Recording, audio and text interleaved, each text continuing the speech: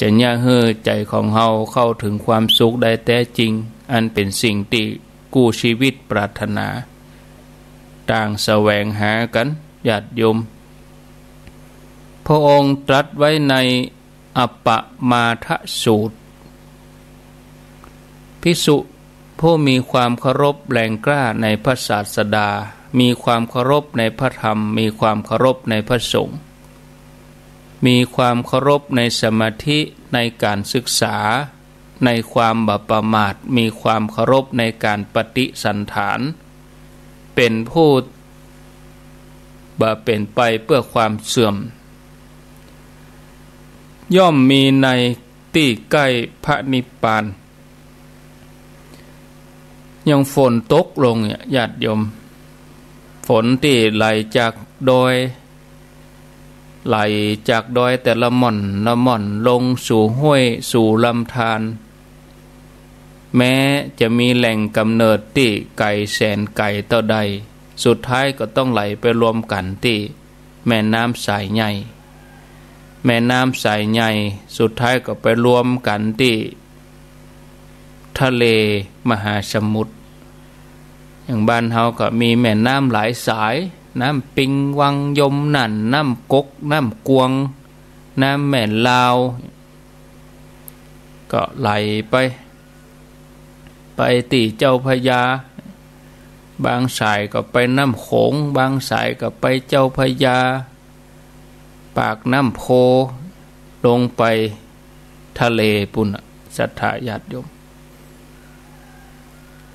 ฉันใดคนที่เปิ่นมีความอ่อนน้อมถ่อมตนก็เป็นที่รวมแห่งคุณธรรมทั้งหลายความเคารพเป็นคุณธรรมของบัณฑิตที่ทุกคนควรจะยึดมั่นไว้ในใจเพราะเป็นที่มาของความรู้คุณธรรมเป็นเหตุให้ใจของเฮาสูงขึ้นไปพระพุทธเจ้าเปิ้นได้สั่งสอนพุทธศาสนิกชนให้เป็นผู้ที่มีความเคารพผู้ที่หวังความเจริญรุ่งเรืองก็จะต้องมีความอ่อนน้อมในพระรัตนตรัยมีความเคารพในพระพุทธพระธรรมพระสงฆ์หมั่นทำสมาธิภาวนาหมั่นอาบน้ำฟังธรรมอย่างเนี้ยถือว่าเป็นการแสดงความเคารพอย่างเมื่อเจ้ามาเขาก็ได้ศรัทธาญาติโยมไหว้พระสวดมนต์เจ้ามาเขาได้ฟังธรรมะนอกจากนี้เขาก็ยังจะต้องแบบประมาทในชีวิตหมั่นฝึกจิตฝึกใจเพื่อเขาจะเข้าถึงความสุขสมบูรณ์ที่สุดของชีวิตเขาผู้ที่มีความเคารพอ่อนน้อมถ่อมตนจะเป็นที่ฮักของคนทุกคนถ้าเป็นลูกก็จะเป็นที่ฮักของพ่อแม่ถ้าเป็นลูกศิษย์ก็เป็นที่ฮักของครูบาอาจารย์เปิ้นก็จะถ่ายทอดประสิทธิ์ประสาทวิชาความรู้ฮื้อแม้ที่สุดจะเป็นคนชราก็จะมีความคนที่มีเคารพนับถือเชื่อฟังบ่เป็นคนที่มีทิฏฐิมานะถือตัวย่อมจะสามารถรองรับคุณธรรมความรู้ต่างๆบ่แต่นั้นก็ยังเป็นเหตุให้บรรลุธรรมชั้นสูงขึ้นไป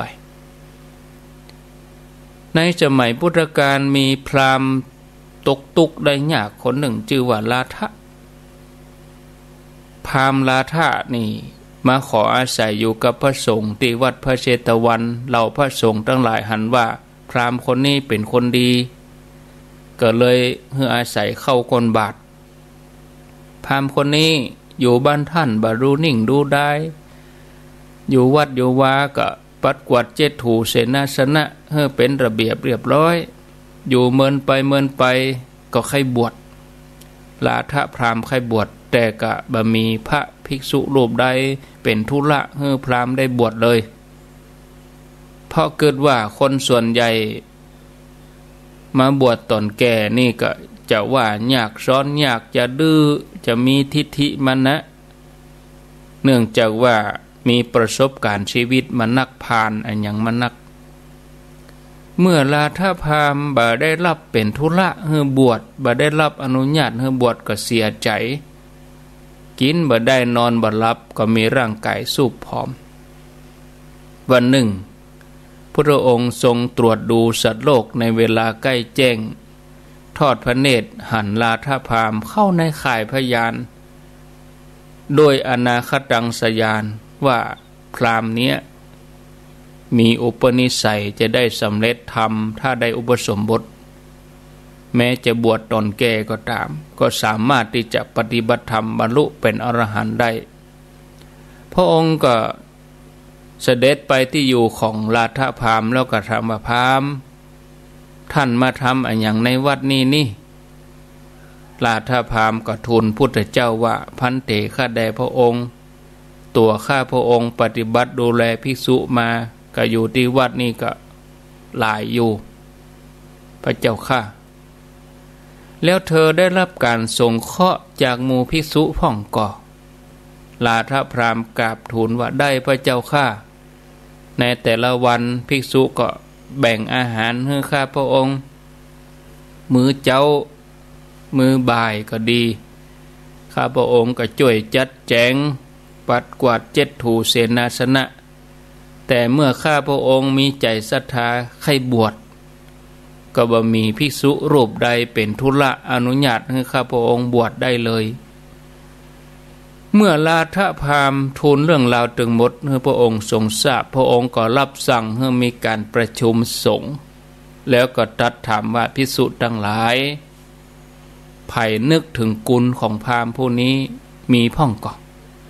พระสารีบุตรกราบทูลพระเจ้าว่าพันเตข้าแด่ข้าพระองค์ตัวข้าพระองค์นี้สามารถระลึกนึกถึงกุลของพราหมณ์นี้ลาทพราหมณ์ผู้นี้เมื่อข้าพระองค์บิณฑบาตอยู่ในกรุงราชคฤห์ลาทพราหมณ์ได้ให้คนถวายเข้าอยู่ทัพผีนึ่งแก่ข้าพระองค์พระเจ้าข้าพระพุทธเจ้าตรัสว่าโอ้สารีบุตรการที่เธอสงเคราะห์พราหมณ์ผู้ได้รับอุปการะคุณอย่างนี้ให้พ้นจากทุกข์บ่ควรหรือสารีบุตรพระสารีบุตรเพียงได้ฟังอย่างนั้นก็เข้าใจเป็นนัยยะสำคัญที่พระองค์ตรัสอย่างนี้ก็ทราบถึงพุทธประสงค์ที่จะให้พระสารีบุตรเป็นธุระเป็นอุปชัญญะบวชให้ลาทพราหมณ์เพื่อที่ว่าจะเข้ามาบวชในพุทธศาสนาเมื่อลาทพราหมณ์ได้บวชแล้วก็ตั้งใจปฏิบัติธรรมอย่างเต็มที่เป็นหลวงตาที่ว่าง่ายมีความเคารพต่ออุปชาอาจารย์แม้กระทั่งภิกษุเน้นน้อยท่านก็เคารพยำเกรงบ่ถือตัวว่าเป็นคนอายุนักมีประสบการณ์ทั้งโลกมานักเพราะท่านตั้งใจบวชเพื่อจะมุ่งมั่นเข้าสู่พระนิพพานเนื่องจากว่าท่านเป็นพระชราพระแก่กำลังบวชใหม่ก็บาลัมจะได้รับความสะดวกในเรื่องภัตตาหารแล้วก็ต้องลำบากในเรื่องเสนาสนะพอสมควรพระสารีบุตรเปิ่นหูว่าพระลาทะนี่บ่ได้รับอาหารเสนาสนะที่สัพพญะเต่าใดก็เลยพาท่านออกเที่ยวเดินธุดงค์ไปตามชนบทในระหว่างทางท่านก็สอนพระลาทะโดยข้อวัดปฏิบัติต่างๆที่ภิกษุควรปฏิบัติบอกให้ทำอย่างใดลาทะพระลาทะนี่ก็ปฏิบัติอย่างนั้นโดยความเคารพในอาจารย์สารีบุตรเมื่อพระสารีบุตรหันว่าพระลาทะเป็นผู้ว่าง่ายโสวัจจสดามีจิตที่ละเอียดดีพร้อมที่จะรองรับธรรมะอันลึกซึ้งก็จึงแนะนำกรรมฐานที่ละเอียดขึ้นไปในที่สุดพระลาทะก็สามารถดำเนินจิตเข้าไปสู่การบรรลุพระอรหันต์ได้จากนั้นพระสารีบุตรก็พาพระลาทะไปเข้าเฝ้าพระพุทธเจ้ากราบทูลว่าบัดนี้พระลาทะถึงแม้จะเป็นพระแก่เท่าบวชตอนแก่แต่ก็ว่าง่ายพระเจ้าข้าแม้ข้าพระองค์จะกล่าวสอนอย่างใดก็บ่เกยที่จะโคดจะเคืองแต่กลับนอบน้อมโดยความเคารพเอื้อเฟื้อ พุทธองค์ก็ทรงตรัสว่าดูก่อนสารีบุตรเธอมีสิทธิ์อย่างนี้จะรับได้อีกประมาณกี่รูปพระสารีบุตรตอบว่าโอ้ถ้าอย่างอี้นะเท่าใดก็ได้พระเจ้าค่ะจากนั้นพระองค์ก็สรรเสริญพระราธะต่อหน้าเหล่าพระสงฆ์ทั้งหลายว่าภิกษุทั้งหลายธรรมดาภิกษุควรเป็นผู้ว่าง่ายเหมือนพระราธะแม้อาจารย์จะกล่าวจี้โตดพร่ำสอนก็บ่ควรขดเคืองอันหนึ่งควรหันบุคคลที่เปิ้นจี้โตดบอกพร่ำสอนเหมือนบุคคลที่เปิ้นจี้ข่มทรัพย์ฮื้อฉะนั้นญาติโยมเวลามีไผมาตักมาเตือนจี้โตดเฮาก็จะไปขุ่นมัวจะไปโคดไปเคืองถ้าเฮาพิจารณาพอเฮาก็จบว่าเฮาก็จะพบว่าเฮาผิดแต่ก็ถ้าเฮาผิดแต่เฮาก็ปรับปรุงแก้ไขถ้าบ่ผิดเฮาก็จะต้องยอมน้อมรับด้วยความเคารพแล้วก็ค่อยๆปรับความเข้าใจในหนหลังเพื่อเกิดว่าคนที่มาจี้โตดบอกเฮาเป็นผู้ที่จี้บอกขุมทรัพย์แก่เฮาแล้วก็ตั้งใจฝึกฝนอบรมตัวเองให้ยิ่งขึ้นไปเมื่อเฮาฝึกคุณธรรมภายนอกให้ดีแล้วถึงเวลาที่เฮาจะฝึกคุณธรรมภายในคือฝึกใจให้หยุดนิ่งประคับประคองให้มันฝึกใจจนสามารถเข้าถึงธรรมะของพระพุทธเจ้าได้อันนี้ก็ต้องถือว่าเป็นสิ่งที่ดีศรัทธาญาติโยมท่านสาธุชนสังคมที่อบอุ่นเต็มไปด้วยความสุขความเข้าใจก็เป็นสังคมในอุดมคติของคนทั้งหลาย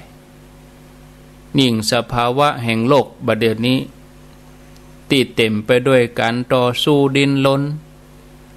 การแข่งแย่งชิงดีชิงเด่นกันทำให้ในสังคมที่มนุษย์อาศัยอยู่เนี่ยเต็มไปด้วยกู้แข่งแต่ละกู้เป็นกู้แข่งกู้แค้นแต่ก็บ่ได้หมายความว่าเฮาจะอยู่ร่วมกันบ่ได้ชีวิตของเฮาเมื่อเกิดมาแล้วย่อมมีหน้าที่ที่จะสร้างความดีงามให้บังเกิดขึ้นกับโลกอันนี้คือความจริงแล้วก็หน้าที่ที่ผู้คนจะต้องปฏิบัติสิ่งที่ดีๆจะเกิดขึ้นขอเพียงแต่ว่าเฮามีใจที่สะอาดผ่องใสบริสุทธิ์มีความปรารถนาดีต่อกันทำกิจวัตรประจำวันของตัวเองให้สม่ำเสมอการที่เฮามีไผสักคนมาบอกมาเตือนเฮานั้นบ่ใช่ว่าจะหาได้ง่ายๆเพราะคนที่จะมีความปรารถนาดีอย่างนั้นจะต้องมีหัวใจของโพธิสัตว์พอสมควรในการที่จะว่ากล่าวตักเตือนบางครั้งก็จะต้องทำใจกับการที่จะว่ากล่าวตักเตือนในสิ่งที่ตัวเฮาได้ทำไปแล้วเมื่อเฮาได้ปะกับกระแสแห่งความบ่เข้าใจก็บ่เคยที่จะหวั่นไหวเพราะเล็งหันประโยชน์ว่าถ้าทำอย่างนี้แล้วจะบังเกิดผลดีแน่นอนผู้ที่คอยว่ากล่าวตักเตือนเฮาพระสัมมาสัมพุทธเจ้าพระองค์สรรเสริญถึงกลับยกย่องว่าเป็นเหมือนผู้ที่จี้ขุมทรัพย์ซึ่งการที่เฮาจะหาบุคคลอย่างนี้บ่ใช่เรื่องง่ายดังนั้นเมื่อมีคนมาแนะนำพร่ำสอนต้องถือว่าเป็นบุญของเฮาให้ตั้งใจฝึกฝนอบรมตัวเองให้ดีขึ้นไปอย่าเป็นคนที่ว่ายากสอนยากหากว่าเฮาเป็นคนที่ว่าง่ายสอนง่ายแล้วจะมีคนที่เปิ้นฮักเปิ้นอินดูมีความรู้อันยังเปิ้นก็จะถ่ายทอดให้เฮาโดยที่บ่ปิดบังอำพราง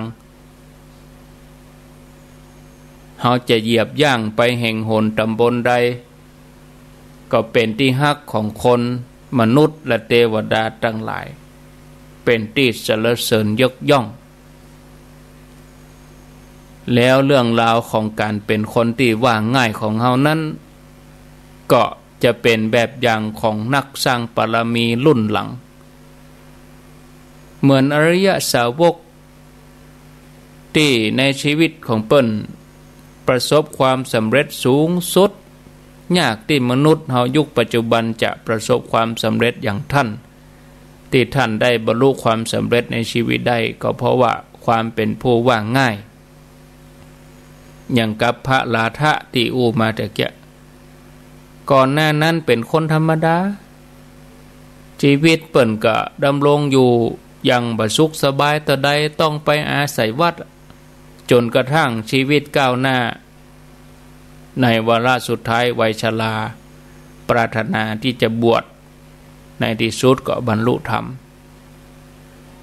แต่ไปในที่ใดก็ตามก็บ่มีไผที่จะบวชเนื่องจากท่านเป็นพระชราภาพแล้วก็ยังฝังใจอยู่ว่าคนที่สูงอายุส่วนมากเป็นคนที่ว่ายากสอนยากจนกระทั่งเรื่องนี้ไปถึงสารีบุตรผู้เป็นอัครสาวกท่านพระสารีบุตรหูเรื่องรับทราบก็เอาลาทพราหมณ์ผู้เฒ่านี้มาบวชเมื่อบวชแล้วพระสารีบุตรเปิ่นก็อบรมพร่ำสอนข้อวัดปฏิบัติการเจริญสมาธิภาวนาแล้วก็ต้องอาศัยความอดทนอย่างหนักโดยความที่ลาทพราหมณ์ท่านเป็นผู้ที่ว่าง่ายบ่เคยปิปากบนเคารพเชื่อฟังคำสอนของพระสารีบุตรบ่เมินบ่นานกับบรรลุอรหันต์ที่ได้นำเรื่องของพระลาทะ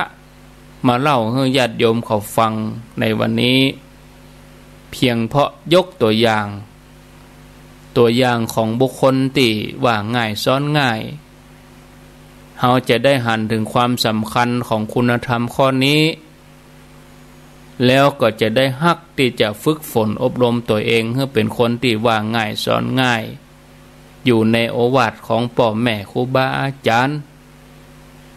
ส่วนความที่เป็นคนที่ว่ายากนั้นเป็นสิ่งที่ไผก็บ่สรรเสริญจะไปอยู่ที่ไหนก็บ่มีไผฮักบ่มีไผชอบประการสำคัญก็คือว่าคนที่ว่ายากสอนยากจะนำความทุกข์ความเดือดร้อนมาสู่ตัวเองมาสู่สังคมแม้จะเกิดเป็นเดรัจฉานก็บ่มีข้อยกเว้นหากว่าเป็นผู้ที่ว่ายากสอนยากบ่ฮู้คุณค่าของกรรมตักเตือนผู้ที่ปรารถนาดีย่อมประสบกับหายนะเรื่องนี้พระพุทธเจ้าเมื่อพระองค์ประทับอยู่ที่วัดพระเชตวันปรารภถึงภิกษุที่ว่ายากตนหนึ่ง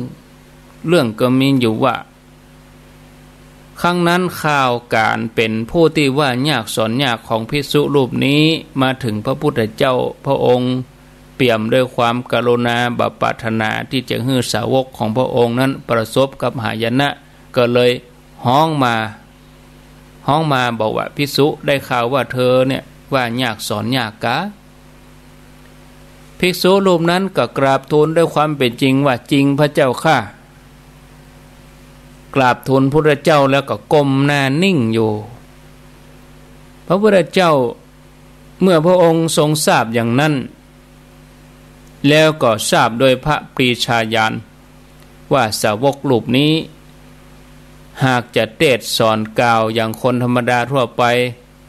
แม้จะรับฟังด้วยความเคารพเพราะเคารพเฮาแต่ก็คงบ่เข้าใจในธรรมแน่นอนเฮาควรจะอนุเคราะห์เขาด้วยเทศนาธรรมอันลึกซึ้งที่ตรงใจเมื่อพระองค์ดำริอย่างนี้แล้วพระองค์ก็ตรัสว่าดูก่อนภิกษุบ่ใจมีกะบ่เดี๋ยวนี้ตัวอันเด้อที่เธอเป็นคนที่ว่ายากสอนยากนะแม้ในอดีตเธอก็เป็นคนที่ว่ายากเหมือนกันบ่เชื่อฟังคำครูบาอาจารย์นักปราชญ์บัณฑิตถึงความย่อยยับมาแล้วเมื่อพระองค์ตรัสอย่างนี้พ ระองค์ก็ทรงนำเรื่องราวในอดีตยกมาสาธกบรรยายตรัสเล่าว่าในอดีตการมีอยู่ชาติหนึ่งที่โพธิสัตว์เจ้าเกิดเป็นพญาแห้งมีชื่อว่าอปะลันเป็นพญาแห้งที่มีปัญญาปกครองเหล่าบริวารทั้งหลายด้วยเมตตาทำให้พญาแห้งโพธิสัตว์เป็นที่ฮักเคารพบริวารทั้งหลายได้มีหมู่แห้งทั้งหลายแวดล้อมอาศัยอยู่ที่เขาคิชกุฏซึ่งเขาลูกนี้ในสมัยนั้นเป็นมหาบรรพตเป็นดอยใหญ่ตีห้องกันว่าเขาคิชกุฏเพราะยอดเขาเป็นที่อาศัยของหมู่แห้ง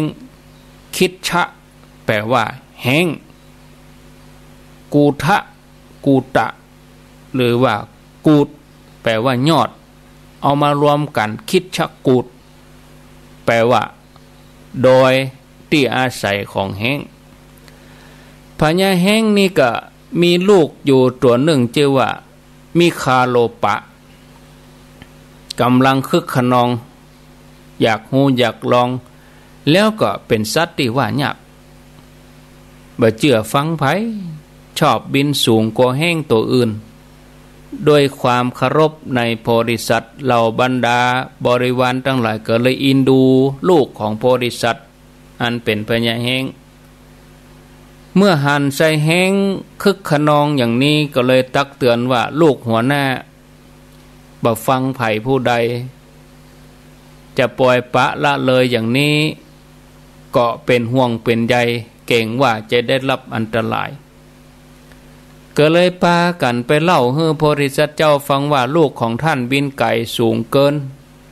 หมู่เฮาเก่งว่าจะได้รับอันตรายช่วยห้ามปามน้อยเตอะพญาแห้งได้ฟังอย่างอันก็ห้องลูกมาตักเตือนว่าลูกเฮ้ย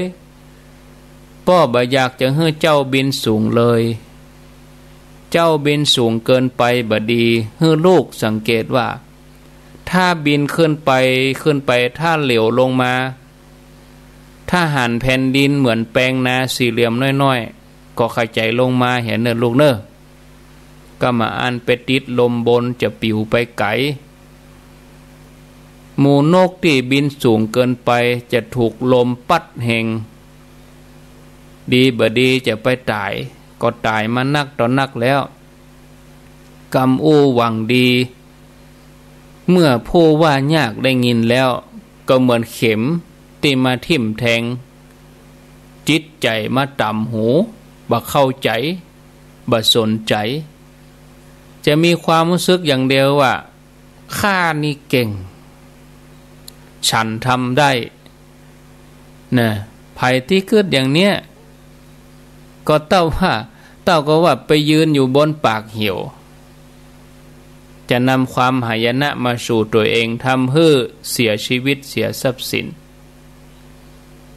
ตัวลูกแห้งโพธิสัตว์ก็อย่างเดียวกันบ่เชื่อฟังคำป่อบ่ใส่ใจความหวังดีเพราะเป็นสัตว์ที่มีความทะเยอทะยานจองหองอุปนิสัยว่ายากก็เลยบินขึ้นไปในอากาศหันแผ่นดินแผ่นน้อยเดียวก็ถึงบอกว่าถ้าหันนาเป็นสี่เหลี่ยมน้อยๆขอขยายลงมาอย่าเพราะมันจะไก่จอยวอยไก่ไปติ๊กๆก็บ่ยอมหยุดบินขึ้นไปแถมเฮาแห้งดีเฮาเก่งศรัทธาญาติโยมก็เลยบินข้ามเขตลมกาลวาดลมกาลวาดนี่เป็นลมที่บ่รุนแรงตะใดแล้วผ่านเข้าไปในเขตของลมเวลัมพวาดลมเวลัมพวาดนี่ก็เหนือเมฆขึ้นไปแถมกำลังแห้งเหมือนมีดเลยโอ้กำนั้นโดนลมตีปีนไปปีนมาเบาไหวแล้วไงร่างกายแตกเป็นชิ้นเล็กชิ้นน้อยตายญาติโยมเพราะความว่ายากเมื่อพระองค์ตรัสเรื่องนี้พระองค์ก็สรุปว่าดูก่อนภิกษุแห่งนั้นถึงความพินาศฉันใดแม้ผู้อื่นบอกว่าจะเป็นคฤหัสถ์หรือว่าบรรพชิตก็ฉันนั้น ถ้าบ่เจื่อฟังคำสอนของผู้ฮู้บ่เจื่อกำอู้ของบัณฑิตที่เปิ้นหวังอนุเคราะห์ประโยชน์เกื้อกูลก็จะถึงความพินาศอย่างนี้เหมือนกันท่านผู้ฟังญาติโยมเขาจะหันว่ากำอู้กำตักเตือนของนักปราชญ์บัณฑิตพ่อแม่ครูบาอาจารย์ยิ่งกว่าขุมทรัพย์จะนำชีวิตของเฮาไปสู่ความเจริญรุ่งเรืองหมู่เฮาทั้งหลายเฮาฟังกรรมของพุทธศาสนามีพระพุทธพระธรรมพระสงฆ์เฮานำไปปฏิบัติในชีวิตประจำวันแล้วชีวิตประจำวันของเฮาจะมีแต่ความเจริญยิ่งขึ้นไปอันนี้ก็ฝากพ่อแม่ศรัทธาญาติโยมท่านสาธุชนท่านผู้ฟังทั้งหลายเอาละเนาะพ่อแม่ศรัทธาก็พอดีพอเวลานะอาตมาก็จะได้เปิดสายให้ญาติโยมท่านสาธุชนญาติโยมเขาก็ท่องเอาไว้ตามที่พระองค์ทรงตรัสไว้พุทธเจ้าตรัสไว้ว่าดูก่อนภิกษุทั้งหลายนะถึงความพินาศไปเพราะว่าบ่เจื่อกรรมเนี่ยลูกเต้าทั้งหลายก็จะต้องฟังกรรมพ่อกรรมแม่เนาะศรัทธาญาติโยมฟังกรรมครูบาอาจารย์ฟังกรรมกล่าวตักเตือนบางครั้งบางทีเขาก็พอหันเหตุปัญหาบัดแจมแจ้งเอาประสบการณ์เขาน้อยเขาก็ต้องฟังต้องฟังครูบาอาจารย์ต้องฟังนักปราชญ์บัณฑิตฟังคนที่เพิ่นมีประสบการณ์มาก่อนนะญาติโยมท่านทั้งหลายอันนี้ก็จะเป็นการดีนะก็เดี๋ยวเนอะอาตมาจะเปิดโทรศัพท์ให้ญาติโยมท่านทั้งหลายได้โทรเข้ามาแลกเปลี่ยนก็กิจกรรมของเฮาก็เลื่อนไปเป็นวันที่26 กันยาถ้าไปแต่ว่านี่ยุ่งแน่เนาะยืนพอบ่ได้การบ่ได้เสียเวลาไปเลยจะบดีก็อันตรายจะไปพะเลิศจะไปตกไปเต้าญาติโยมทั้งหลายนะจะตกจะเต้าอินดูคนเฒ่าก็เด้อก็ศรัทธาก็จะลำบากส่วนวันที่26นี่ใครจะเป็นกองกำลังสนับสนุนด้านใดก็ไปคนเฒ่าก็สนับสนุนในเรื่องน้ำเรื่องข้าวนะบาสนับสนุนเอาเรื่องบาเรื่องแห้งเขาก็เอาเข้าน้ำไปเนาะเรื่องเสบียงนะศรัทธาญาติโยมท่านทั้งหลายไผมีหยังจะอู้จะจากเดี๋ยวบอกเบอร์โทรก่อน0998366322วันนี้เพื่อก็มีนี่ที่วัดวังดินเวลาตอนบ่ายแม่ไงนี่ก็ไปอยู่บ้านบ่ได้ก็ง่อมก็ไปฝนบ่มีแล้วตกหยุดที่โดยรอนี่นะตกมาแล้วก็ย่างละเดี๋ยวนี้ก็หยุดละมีฝนตกพ่องย่างพ่องบ่มีตกซึ้งฝนบ่ซึ้ง0998366322วัน2วันไปทางหน้านี่ก็ซาก็เบาละเนาะญาติโยมท่านทั้งหลายฟังแล้วเป็นยังไงพ่องมีคนฟังอยู่ก็นี่ก็ว่าอู้คนเดียวนี่เจริญปนพระเจ้าอาจารย์โทรจากจังใดแม่แจ่มเจ้าโอ้แม่แจ่มฝนตกก็ตกเจ้าตกตลอดเหรอโอ้ดีกะเจ้า ฟังอยู่เนอะเจ้าฟังประจฟังตลอดเนาะเจ้าดีแล้วอนุโมทนาแม่แจ่มฟังกันไปตึงวันเนออยู่ดีมีสุขขอบคุณแม่แจ่มสายต่อไปเจริญปนโทษจากที่ไหนแม่วางแม่วางบ้านหยังแม่วางบ้านใหม่สวรรค์เนาะฟังชัดเจนดี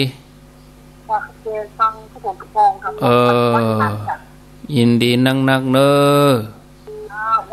สาธุ0998366322เจริญปนเจ้าพระอาจารย์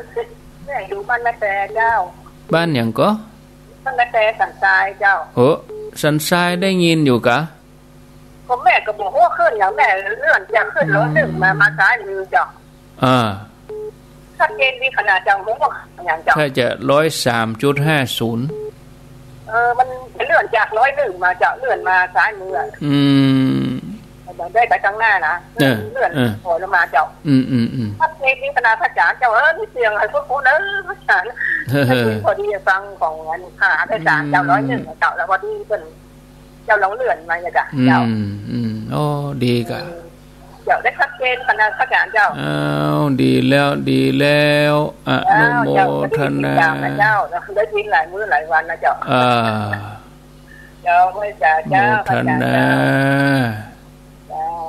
สาธุสายต่อไปเจริญปนเจ้าท่านพระครูจากดังใดบ้านเราสันปิงเจ้าเราสันปิงนี่ฟังเคลื่อนไหนเราสันปิง103เจ้าดีกาดูต่างฟังเนาะเจ้าดูต่างฟังดีแล้วอนุโมทนาโตยโมทนาสาธุเจริญปนติดแล้วเนอดักแซบไว้ตาเจ้าพระครูเจ้ายังดักแซบมาอู้กันนี่ฮับแล้วเงียบเจ้าฟังอยู่นะเจ้าแม่เละห้วยโทกเจ้าฟังสถานีไหน94เจ้า104เจ้า104ออกแล้วกะกะเจ้าฟังเจ้ารู้ใจกะเปิ้นว่าไฟฟ้าดับฟังถึงเมื่อเจ้าแล้วนะพวกคุณเนี่ยเป็นยังดังที่ไหนก็ฟังหั่นน่ะเนาะเจ้าชัดเจนดีนะเจ้าโมทนาเจ้ากราบไว้สายต่อไปเจริญปนไว้สาเจ้าจากดังใดอำเภอแม่ริมจังหวัดเชียงใหม่แม่ริมได้ยินล่ะกะได้ยินเจ้าก็ได้ยินมาเดียวเนี่ยเจ้าไฟกำลังมาก็ไฟฟ้าเปิ้นดับนะเจ้ากูเจ้าที่เจ้าฟังที่ขึ้นมันหลุดน่ะไฟหินน่ะเจ้าแล้วเดี๋ยวนี้ฟังคลื่นไหนมันใจไฟหินคลื่นไหนกับหมูนะเจ้ามันฟังไม่เจ้าเนี่ยเจ้าตั้งแต่กี่โมงมาละเจ้าก็หลับลูกมาหลับลูกมาเห็นนี่เข้าเดี๋ยวนี้ท่านอันนี้เลยเนาะไผ่ฮะอันนี้ไผ่ท่านยังตะกอนน่ะตะกอนฟังที่คือมันยังน่ะนั่นไผ่อ่ะไผ่นี่ไผ่แม่จานเจ้าแม่จานแล้วแม่ตาสลวงเจ้าแม่จานสลวงแล้วอู้กับไผ่ตัวเจ้าไหนต้องปวดต้องใจว่าเจ้าจะได้ยินเสียงอยู่เจ้าเกยเสียงแต่นึกจื่อบ่ออกเสียงเจ้านึกบอกเจ้าเป็นอย่างอ่ะเดี๋ยวก็ตึงนึกออกอ่ะเนาะเจ้าพระท่านมันก็หาออกนี่เจ้าเปิ้นออกมาเมินแล้วลูกจ้ะตั้งแต่กี่โมงเจ้า ตีห้ากะออกตีห้าวันพวกนี้ออกตีสามอะกะเจ้าวันพวกนี้ออกตีสามนะเจ้าฟังกันไปเถอะเนอะเจ้าภาษาเจ้าสาธุแล้วใจละบ่เจ้ามีเสียงแล้วโอ้ดีอกดีใจเจ้าไว้ถาเจ้าสาธุสลวงวะเจริญปนโหคลื่นอย่างหมูนี่ค่ะไว้ถาเจ้าท่านพระครูเจ้าแม่สรินทิพย์บาจะได้เจ้าฟังอยู่เจ้ากรุงเทพฝนตกฝนซึ้งก็แม่กะมันตกแต่บดนักเจ้าตกยั่งนี่เจ้าตกยั่งนี่มาเดียวนี่ก็สวยๆอย่างเนี้ยก็พอดีเปิ้นมอกเปิ้นโปรยน้ำให้เย็นนี่ค่ะเจ้าอากาศดีหน่อยอากาศร้อนนี่บ่ม่วนนะเจ้าอากาศเย็นเนี่ยม่วนเวลาก่อนตกนี่ก็จะอบอ้าวขนาดกันถึงกุฏิก่อนฝนตกมันถึงร้อนอบอ้าวโมทันหาเนอแม่สรินทิพย์สายต่อไปเจริญปนครับกาวไว้สาครับท่านอาจารย์ครับป่อบุญธรรมบ้านโป่งหนองครับมันตั้งวิทยุนี่ตั้ง6 โมงมาเปิดดังไฟฟ้าดับมาครับไฟฟ้าดับแล้วเปิ้นปิดเครื่องเปิ้นนี้ก็สู้ได้ตึกกัน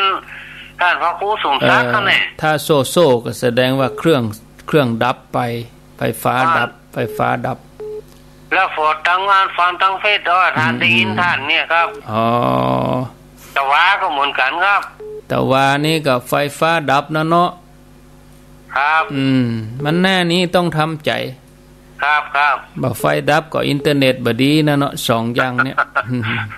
หน้าฝนนี่นะแม่นแล้วครับหน้าฝนนี่ต้องทำใจโมทนาครับสายต่อไปเจริญปนเจ้าสาธุเจ้าโทษจากทางใดทางหนองแป้นเจ้าฝนตกเจ้าแม่ปณีได้ยินอยู่กะแม่ปณีเจ้าได้ยินกับเจ้าฟังเคลื่อนยังแดนดินกะเคลื่อนอะไรอย่างเจ้าตั้งน้ำบ่อหลวงน้ำบ่อหลวงนี่มาทุกวันตี 5 ถึง 7 โมงเจ้ามาฟังกันตลอดเนาะแม่ปราณีโชคดีเนอะจำได้แล้วโทษดีเจ้าอยู่ดีมีสุขฟังอยู่เจ้าไว้กำลังใจเจ้าสาธุเจ้าแม่ปราณีสายต่อไปเจริญปนโทษจากตั้งได้ฮะพระขาวเจ้าหนองผ้าขาวแม่หลวงกะในช่วงนี้ได้อาสาวขึ้นอีกชุดเลยนะเจ้าเพราะว่าฝนตกหรอก่อนฝนตกก็อย่างนี้ได้อาสาวขึ้นใน2 3 ที่เลยอากาศมันอัพมันอย่างเงี้ยมันดึงมีธรรมดา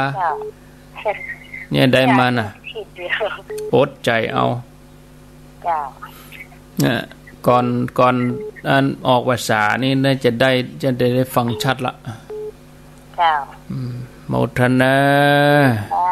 เจ้าพระเจ้าอินดูหมู่